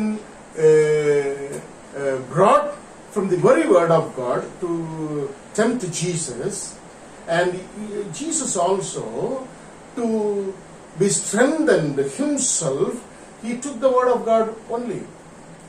And to defend himself in the second temptation, he took the word of God again. And to offend Satan, even he took the word of God. He was strengthened by the word of God, and he defended himself by the word of God, and he offended Satan by the word of God. மூன்று காரியங்கள். தன்னை பலப்படுத்தின விஷயத்திலும் பசியா இருக்கிறாரு, தான் பலப்பட வேண்டும். எதனால் பலப்பட்டார்? சாத்தானுக்கு அழகா சொல்லிக் கொடுக்கிறார். மனுஷன் அப்பத்தினாலே மாத்திரமல்ல, தேவனுடைய வாயிலிருந்து வருகிற ஒவ்வொரு வார்த்தையினாலும் பிழைப்பான். தன்னை பலப்படுத்திக் கொண்டார், சரீரத்தை கூட மனதை கூட. அப்ப அந்த பலன் கர்த்தருடைய வார்த்தையினாலே கிடைத்தது. தன்னை கட்டுப்படுத்துவதற்கு, தன்னை பலப்படுத்துவதற்கு கர்த்தருடைய வசனத்தை பயன்படுத்திக் கொண்டார். இரண்டாவது காரியத்தில் நீங்க பார்த்தீர்கள் என்றால், அவனை பிசாசானவன் இயேசுவை உப்பரிக்கையில கொண்டு நிறுத்துகிறான். கீழே விழும், உங்களுடைய தேவ தூதர்கள் தாங்கிக் கொள்வார்கள் சொல்லுகிறார். ஆண்டவர் சொன்னார், வளர்ந்த அவசியம் இல்லையே, ஏன் நீ ஆண்டவரை சோதிக்கிற? அப்படியும் வசனம் எழுதியிருக்கிறதே, நீ கர்த்தரை பரீட்சை பார்க்காதே என்று சொல்லி வசனம் எழுதியிருக்கிறது என்று சொல்லி அழகா டிஃபெண்ட் பண்ணுகிறார், அல்லது தன்னை பாதுகாத்துக் கொள்ளுகிறார். கீழே குதித்து விடாதபடி, இல்ல விசுவாசத்தை விட்டு விழுந்து விடாதபடி. கடைசியாக அப்பால் இப்போ சாத்தானே, அவர் ஒருவருக்கு நீ ஆராதனை செய்வாக என்று சொல்லி அவனை தாக்குகிறதையும் பார்க்கிறோம் அதே வசனத்தினால. இன்னைக்கு அநேக ஊழியர்களும் திருச்சபைகளும் 2 பேரோட கூட போராடுறதுக்கு ரெடியா இருக்கிறாங்க. ஒன்னு உலகத்தோட கூட, அடுத்தது சாத்தானோட கூட. Most of the preachers today and most of the churches, they are ready to wrestle or fight with the world as well as with Satan. ஈஸியா சொல்லிடுறாங்க, அப்பாலை போ சாத்தானே. ஈவன் மனிதர்களை பார்த்து அநேக ஊழியர்கள் சொல்லக்கூடிய காரியங்கள் பாருங்க, அப்பாலை போ சாத்தானே என்று சொல்லி பல விதங்களில். ஆனா எத்தனை பேர் நம்மை நாம் ஜெயிக்க முற்படுகிறோம்? கிறிஸ்தவ விசுவாசிகள் செய்யாத ஒன்று, the first எதிரி, the first enemy. You know who is our first enemy? யார் தெரியுமா நம்முடைய முதல் எதிரி? உங்களுக்கு யார் தெரியுமா முதல் எதிரி? நீங்க தான் முதல் எதிரி உங்களுக்கு. எனக்கு நான் தான் முதல் எதிரி எனக்கு. ஆகவே என்னை ஜெயிக்காதவர்கள் ஆவிக்குரிய வாழ்க்கையில எவரையும் ஜெயிக்க முடியாது. அப்படின்னா உங்களை ஜெயிக்காதவரை நீங்கள் உலகத்தில் எவரையும் ஜெயிக்க முடியாது. You cannot overcome anybody in the world, even Satan, unless you overcome yourself. You take victory over yourself. You take victory over yourself first of all, then you try to fight a fight against the world as well as against Satan. அதை செய்யாம கிறிஸ்தவ விசுவாசிகள், நான் சாத்தான் எந்த பிரச்சனை வந்தாலும் உடனே சாத்தான் என்னை சோதித்து விட்டான், சாத்தானுடைய போராட்டம் ரொம்ப வீட்டுல இருக்கு. நிறைய ஊழியர்கள் வீட்டுக்குள்ள வந்தோடனே இந்த வீட்டுல சாத்தானுடைய போராட்டம் நிறைய இருக்கிறத பாக்குறேன். ஐயா, வீட்டுல போராட்டம் இருக்கிறத சொல்றதை விட்டுட்டு சாத்தானுடைய போராட்டம் சொல்லிட்டு இருக்கிறோமே, அது சாத்தானுடைய போராட்டம் இல்ல, வீட்டுல இருக்கிற போராட்டம், வீட்டுல உள்ளவர்களுடைய போராட்டம். அதை கவனிக்காம எதை எடுத்தாலும் சாத்தான் சாத்தான், he will be happy. சாத்தான் தான் சோதிச்சா, சாத்தான் தான் பிரச்சனையை கொண்டு வந்தா. Satan is for every trouble, struggle which comes on your way, means he is praised by you, he is glorified by you.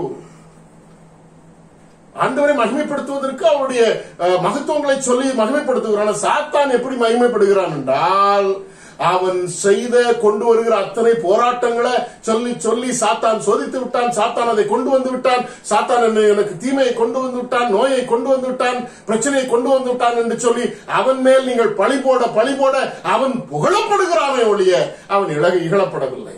அவனுடைய புகழ்ச்சி அப்படித்தான் அவன் ஏற்றுக்கொள்ளுகிறான்.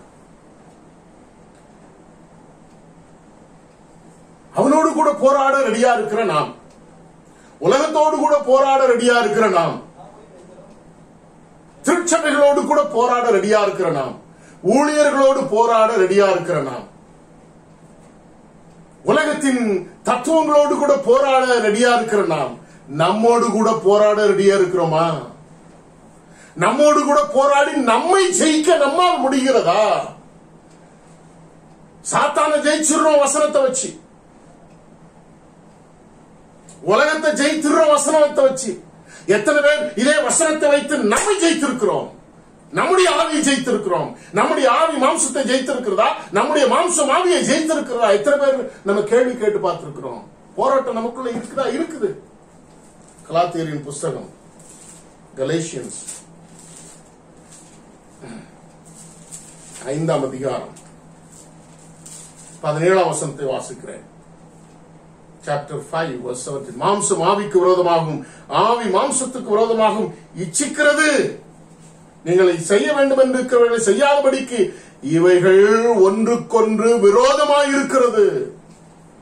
ஒன்றுக்கொன்று விரோதமாயிருக்கிறது. Please read it for me. Galatians chapter 5:17. For the flesh desires what is contrary to the spirit, and the spirit what is contrary to the flesh. They are in conflict with each other. They are in conflict with each other. The spirit and the flesh, which is within us, which is with us. The flesh and the spirit is always in conflict. That means fight with each other. So that you are not to do whatever you want. நம்முடைய வாழ்க்கையில நமக்குள்ளாக இருக்கக்கூடிய நடக்கக்கூடிய போராட்டத்துல நாம நம்மை ஜெயித்திருக்கிறோமா? உலகத்தை ஜெயிக்கிறது இரண்டாவது, சாத்தானை ஜெயிப்பது இரண்டாவது. நமக்குள்ளாக ஏற்படுகிற போராட்டத்திலே நாம் எத்தனை பேர் நம்மை ஜெயித்திருக்கிறோம்? இந்த அருமையான காலவெளியில நீங்கள் நான் யோசித்து பார்க்க வேண்டிய ஒரு சத்தியம். மாம்சம் சொல்லுகிறது நல்லவனாயிரு ஆவியை பார்த்து. ஆனா ஆவி இருதயத்தில் இருக்கக்கூடிய அத்தனை அசுத்தங்களினாலே அநேக வேளைகளிலே மாம்சத்தை நல்லவனாயிருக்க விடுவதில்லை. ஆவி சொல்லுகிறது நீ நல்லவனாயிரு, பரிசுத்தமாயிரு என்று சொல்லி மாம்சத்தை பார்த்து. ஆனால் மாம்சத்தின் இச்சைகள், மாம்சத்தில் இருக்கக்கூடிய பலவிதமான சுகங்கள், மாம்சத்தில் இருக்கக்கூடிய பிளஷர்ஸ் இதனால என்ன செய்கிறது? ஆவியை தோற்கடித்து விடுகிறது. ஆவி மாம்சத்தை தோற்கடித்து விடுகிறது. In the warfare that is within ourselves, often the flesh defeats the spirit and the spirit defeats the flesh. Totally overall, we are defeated within ourselves. மொத்தத்தில் நாம் தோற்கடிக்கப்பட்டிருக்கிறோம். நம்மை வேதாகமத்தின் மூலமாக எத்தனை பேர் ஜெயிக்க முடியும்? நம்மை ஜெயிப்பதற்கு இந்த வேதாகமத்தை எத்தனை பேர் பயன்படுத்துகிறோம்? உலகத்தை ஜெயிக்க பயன்படுத்துகிறோம், பிசாசானவனை ஜெயிக்க பயன்படுத்துகிறோம். நம்மை ஜெயிப்பதற்கு எத்தனை பேர் இந்த அருமையான வசனத்தை பயன்படுத்துகிறோம்? நமக்குள்ள போராட்டம் இருக்கிறது, நமக்குள்ள ஒரு என்மிட்டி இருக்கிறதே, ஒரு விரோதம் இருக்கிறதே, ஒரு குரோதம் இருக்கிறதே. ஆவி மாம்சத்துக்கு விரோதமாக செய்யக்கூடிய துரோகம், மாம்சம் ஆவிக்கு விரோதமாக செய்யக்கூடிய துரோகம். மாம்சம் ஆவியை கொல்லும், ஆவி மாம்சத்தை கொல்லும். அப்படிப்பட்ட ஒரு விஷயம் நமக்குள்ளாக நடந்து கொண்டிருக்கிறது. எத்தனை பேர் புரிந்து கொள்ள முடியும்? Our flesh kills us, our spirit, and the spirit kills us, our flesh. How many are able to understand that? How many are able to realize that? The fight which is within us. To win the fight, a good fight, which should happen within ourselves first of all. Then think about the race which we are to run in the world to keep our faith. நமக்குள்ளே ஒரு நல்ல போராட்டத்தை போராடுகிற முயற்சிக்க வேண்டும். அதுக்கப்புறம் உலகத்தில் ஓடுகிற ஓட்டத்தை குறித்து யோசிக்க வேண்டும், நம்முடைய விசுவாசத்தை காத்துக் கொள்வதற்கு.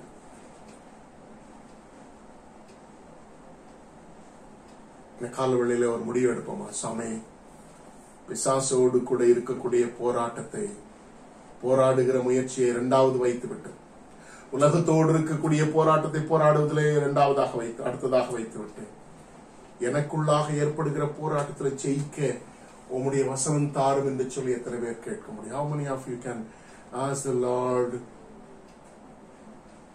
for His truth and word to overcome the fight which happens within ourselves? In this morning, கண்ணமுள்ள ஆண்டவருடைய சன்னிதானத்தில், சுவாமி, உம்முடைய வசனம் தான். Lord, give me thy truth. Send your message of truth, the word, so that I may be strengthened within myself. எனக்குள்ளாக நான் ஜெயிக்க முடியும், எனக்குள்ளாக நான் பலப்பட முடியும். என்னை ஜெயிப்பதற்கு முதலாவது என்னை பலப்படுத்தும் சுவாமி. என்னை ஜெயிக்காதவரை உலகத்தை ஜெயிக்க முடியாது, என்னை ஜெயிக்காதவரை சாத்தானை ஜெயிக்க முடியாது. என்னை ஜெயிப்பதற்கு வசனம் தார். என்னை ஜெயிப்பதற்கு அந்த வசனத்தினாலே என்னுடைய மனதை வளமாக்கும் சுவாமி.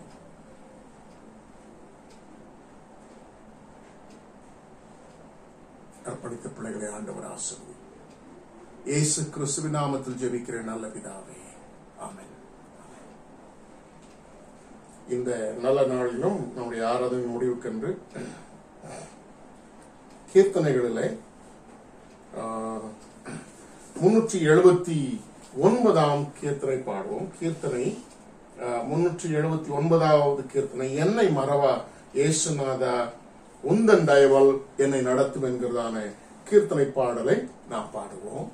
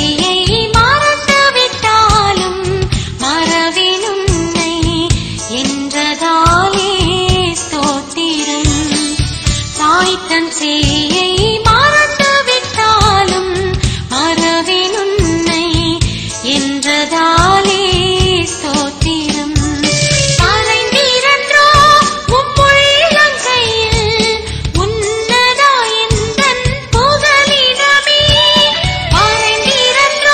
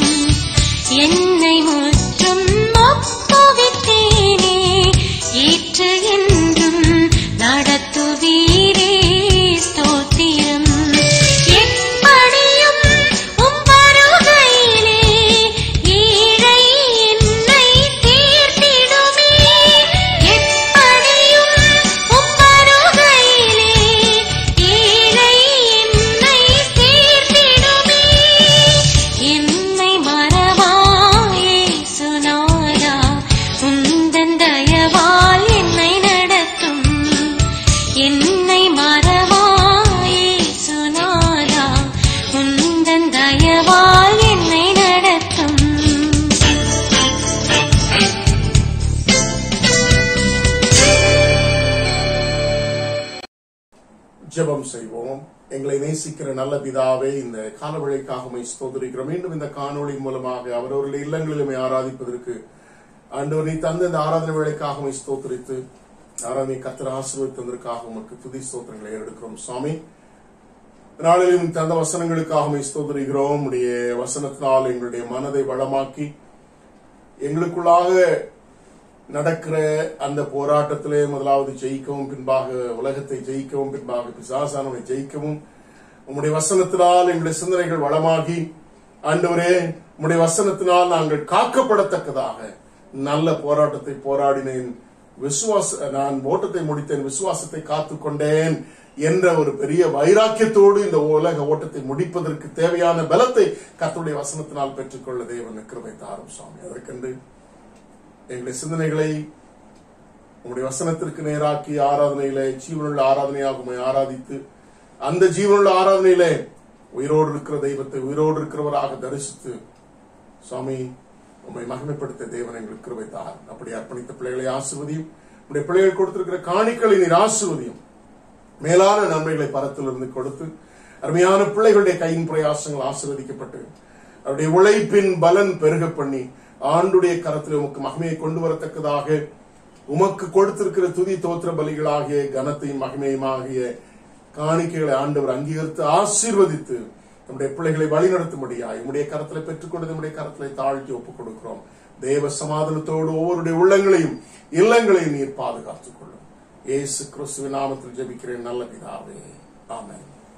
நம்முடைய கர்த்தராகிய இயேசு கிறிஸ்துவின் கிருபையும் பிதாவாகிய தேவனுடைய அன்பும் பரிசுத்த ஆவியானுடைய ஐக்கியமும் காவலும் சந்தோஷமும் சமாதானமும் என்னென்றைக்கும் உங்கள் அனைவரோடும் இருந்து வழி நடத்துவதாக. ஆமென், ஆமென்.